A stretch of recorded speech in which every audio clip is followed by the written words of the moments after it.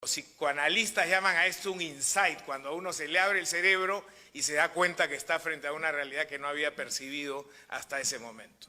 Estábamos frente a una organización criminal y no a un caso en el que habían actos de corrupción aislados.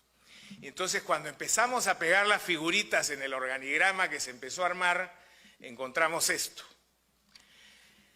Una organización en la que de manera piramidal, en la cúspide de esa pirámide estaban ubicados Alberto Fujimori, presidente de la República, Vladimiro Montesinos Torres, su asesor personal, jefe de facto del Servicio de Inteligencia Nacional, y Nicolás Hermosa Ríos, comandante general de las Fuerzas Armadas. Estos tres eran el triunvirato que organizaba el resto de la captura del Estado y habían copado todos los sectores posibles que el Estado peruano ofrecía en ese momento. En la foto de la extrema izquierda, ese señor se llama Alipio Montes de Oca, presidente del Tribunal Electoral. Su función era asegurar las reelecciones infinitas. Después descubrimos que tenían un plan de reelección de 30 años. Y Alipio Montes de Oca aparece en un video recibiendo $10.000 de parte de Montesinos. Bueno, Montesinos tenía esta patología que lo llevaba a filmar todo, lo cual nos ayudó mucho luego en las investigaciones. Y ahí Montesinos le dice, mira, Alipito, se llamaba Alipio, pero decía Alipito, vas a recibir $10.000 mensuales adicionales a tu sueldo para que tú te encargues de que las reelecciones siempre sean posibles y que los candidatos de la oposición no puedan prosperar. Ese fue básicamente el objetivo perseguido desde el ámbito electoral. Este señor y dos magistrados más del Tribunal Electoral, asalariados por Montesinos, básicamente se encargaron de hacer posibles los fraudes electorales sin sobresaltos para la organización. Este señor hoy está condenado a 10 años de prisión, conjuntamente con los otros dos vocales que hicieron posible esta circunstancia.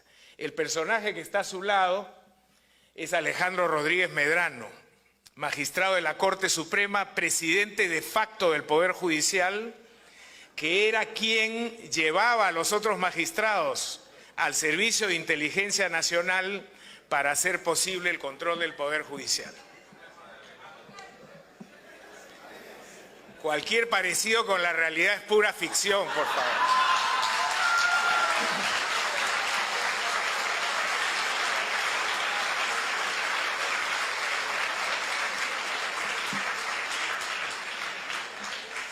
El Poder Judicial cumplía 3 objetivos en el contexto de los planes de esta organización criminal. En primer lugar, aseguraba la impunidad de la organización.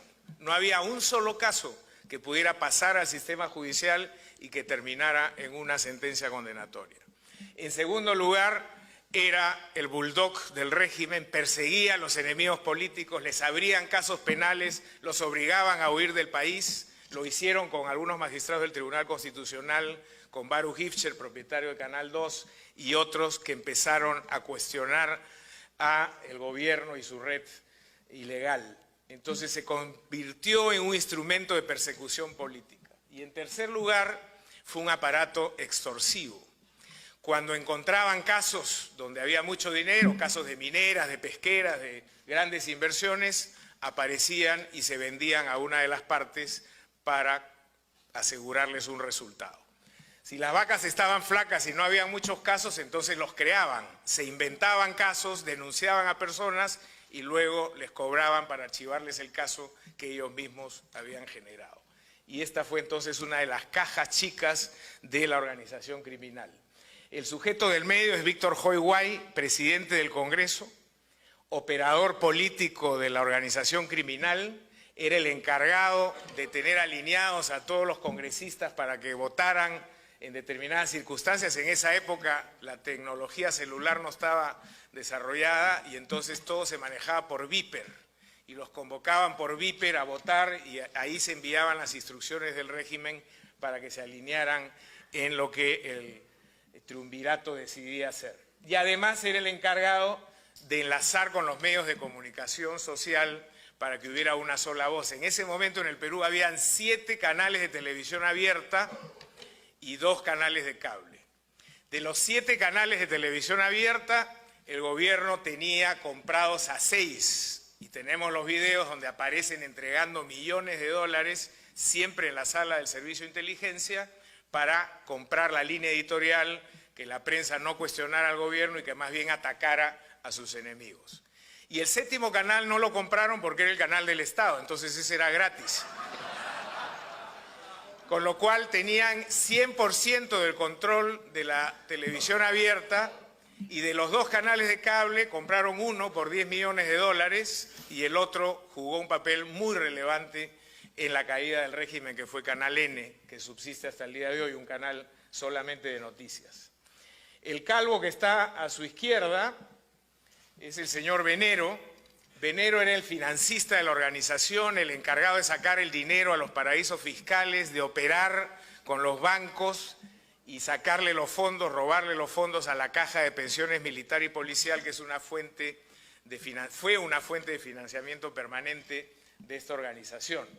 Y estuvo, por supuesto, vinculado a una serie de fraudes presupuestales que permitieron que Montesinos acumulara un conjunto de certificados al portador, donde tenía decenas de millones de dólares. Y finalmente, en la foto que no se nota, ese es un general del ejército.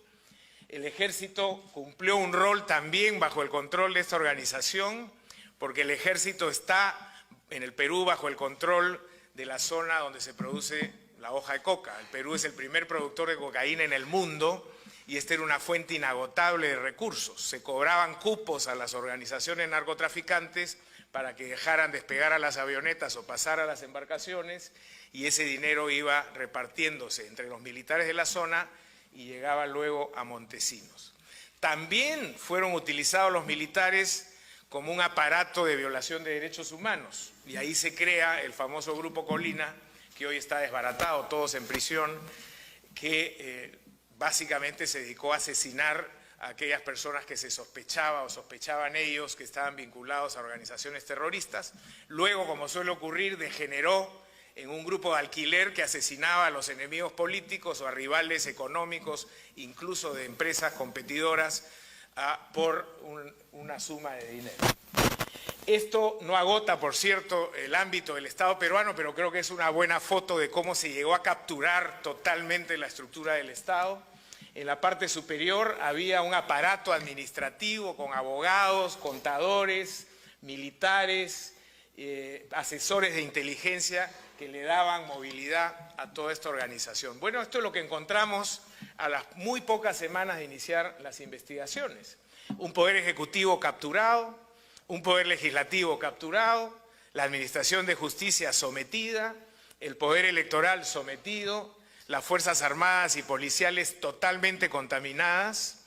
Hay un video donde se observa a toda la plana mayor de las Fuerzas Armadas, Fuerza Aérea, Marina de Guerra del Perú, Ejército y Policía, que fueron convocados a una asamblea más o menos de este tamaño y tenían que pasar todos por una mesa firmando un acta de subordinación a Vladimiro Montesinos. Ese probablemente fue el acto más humillante por el que tuvieron que pasar las Fuerzas Armadas del Perú, totalmente sometidas a esta organización criminal.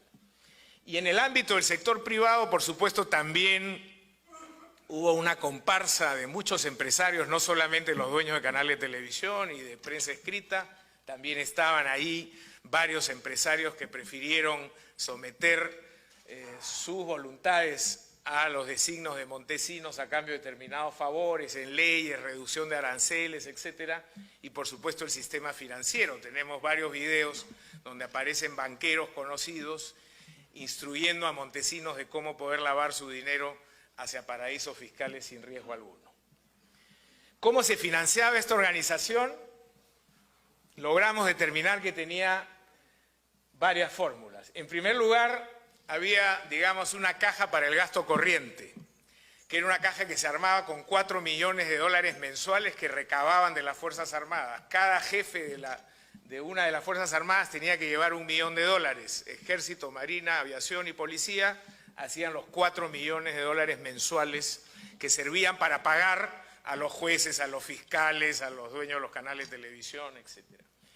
Y luego habían también una serie de negocios colaterales que ya no eran caja chica, sino que producían las grandes sumas de dinero.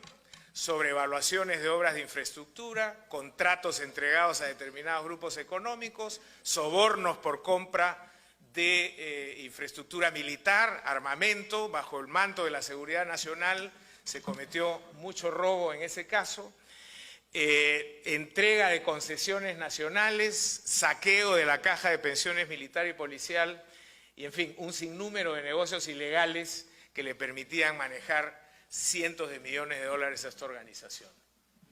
Estas son algunas de las cifras que dejamos a los 14 meses de haber iniciado las investigaciones. Teníamos procesadas a 1.500 personas, tanto del sector público como del sector privado, en aproximadamente 200 procesos penales. Se han logrado recuperar, esa cifra está un poco desactualizada, a la fecha son un poco más de 300 millones de dólares, 45 de Suiza, 35 de Estados Unidos, ahí vamos a ver ahora un mapita de eso, y el resultado fue la extradición y condena de Fujimori y también lo mismo con Montesinos y Hermosa Ríos. Este es un mapa de dónde salieron principalmente los fondos que estas personas lavaron una vez que saquearon al Estado. Las cifras más importantes estaban en Suiza, donde habían 115 millones de dólares en cuentas básicamente en Zúrich. En Estados Unidos 23 millones de dólares que luego subieron a 40, en México 2 millones de dólares, en Gran Caimán 70 y luego aparecieron algunos dólares en Liechtenstein, algunos pasaron por Panamá y otros llegaron hasta Nueva York. Entonces hubo una dispersión en el lavado del dinero que fue materia de saqueo en el Estado peruano. Este es lo que yo llamo la galería de nuestros presos notables. Más o menos el 10% de los investigados terminaron en prisión, no es una cifra exagerada, nadie nos puede acusar de haber realizado una cacería de brujas o haber hecho esto por motivación política. Pero verán ustedes que los 3 jefes de la organización hoy están condenados a 25 años de prisión, es el máximo que el sistema peruano permite o permitía en ese momento, que son Fujimori, Montesinos y Hermosa, capturados y detenidos 4 ministros de Estado, el presidente del Congreso y varios congresistas, el presidente del Poder Judicial y jueces de todas las denominaciones, Suprema, Superior, Primera Instancia, el sistema electoral, el jefe de la Organización Nacional de Procesos Electorales, el presidente del Jurado Nacional de Elecciones y el presidente del Tribunal Electoral, todos se fueron a prisión.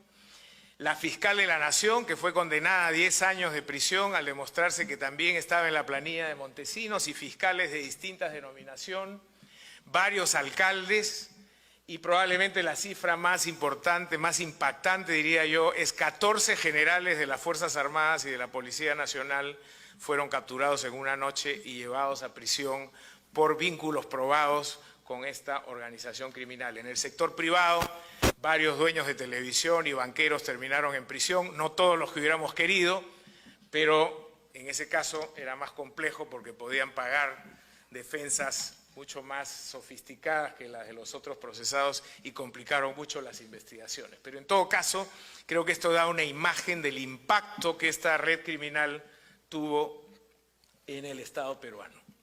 Una tercera innovación que nos permitió avanzar rápidamente en la investigación fue el desarrollo de nuevos instrumentos legales. El Código de Procedimientos Penales del Perú databa de 1941. Era un código obsoleto creado para el crimen tradicional, los homicidios, las estafas, el robo, pero no para el crimen organizado. Entonces, cuando nosotros empezábamos a investigar a alguien, teníamos primero que ir a la policía, luego al fiscal, eso demoraba 2, 3, 4 meses, y cuando llegábamos al juez ya para pedir la orden de captura, esa persona estaba fugada fuera del país. Entonces logramos pasar algunos proyectos de ley que rápidamente fueron adoptados por el Congreso. Los congresistas estaban desconcertados, aprovechamos de eso, debo decirlo ahora, porque si no probablemente nunca hubieran aprobado esto, pero nos dieron la posibilidad de tener una ley que permitía, en primer lugar, adoptar medidas cautelares extraordinarias, no tener que pasar por una investigación previa para solicitarle al juez una orden de captura o que alguien no pueda salir del país o allanar un domicilio y requisar documentos o embargar provisionalmente bienes. Si encontrábamos indicios, íbamos con esos indicios inmediatamente al fiscal, el fiscal evaluaba lo que tenía al frente y le pedía al juez que dicte una orden de ese tipo y el juez lo hacía, obviamente, bajo su control y por plazos determinados que no podían exceder los 15 días en los casos de las detenciones. Eso nos permitió cerrar las fronteras, agarrar a los corruptos rápidamente, ponerlos bajo investigación y con una norma complementaria que logramos también que fuera aprobada en paquete por el Congreso, abrimos la posibilidad de la colaboración eficaz. La experiencia desde la investigación de la mafia italiana y la de Chicago, etcétera, ha arrojado una verdad que hoy día no acepta, creo yo, contrastación. La mejor manera de penetrar en organización criminal es a través de la delación. Hay que alentar la delación.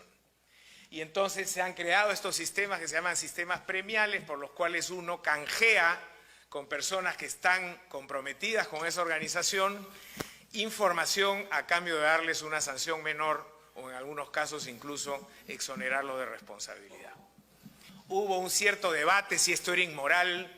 Yo siempre sostuve que más inmoral era no recibir información y nunca llegar a atrapar a los que teníamos que atrapar o no saber los delitos que se habían cometido o no recuperar los dineros que teníamos que recuperar. Bueno, esta ley funcionó muy bien, tiene un proceso que no voy a explicar ahora. No era simplemente que alguien venía y decía quiero colaborar, tenía que entregar la información, había un proceso regulado para verificar que esa información era oportuna, era valiosa y era cierta. Si esa persona nos mentía, se complicaba la vida mucho más. Si lográbamos verificar que su información era cierta, se acogía al sistema de beneficios y juez y fiscal se encargaban de decidir qué suerte iba a correr esa persona. Bueno, fue tan exitosa la ley por dos razones. Primero, porque cuando salió la ley ya habíamos capturado algunos peces gordos y sabían que no estábamos hablando en broma. Y en segundo lugar, porque había mucha gente que se sintió abandonada por Montesinos y por Fujimori y que no tenían, estaban desconcertados. Entonces, lo que hicieron fue correr a tocarnos la puerta y decir yo tengo información, quiero colaborar. La secretaria de Montesinos en el Servicio de Inteligencia y amante de él en los inicios, porque después tuvo otras, fue una de las principales fuentes de colaboración que no solamente nos dio una idea clarísima de cómo estaba funcionando esto, sino nos entregó documentos, nombres, números de cuentas, etc. Entonces, abrir un espacio para este tipo de negociaciones para nosotros ha sido una decisión sumamente exitosa. Por supuesto, tiene que hacerse con seriedad y si es así, otorga una serie de beneficios a la investigación.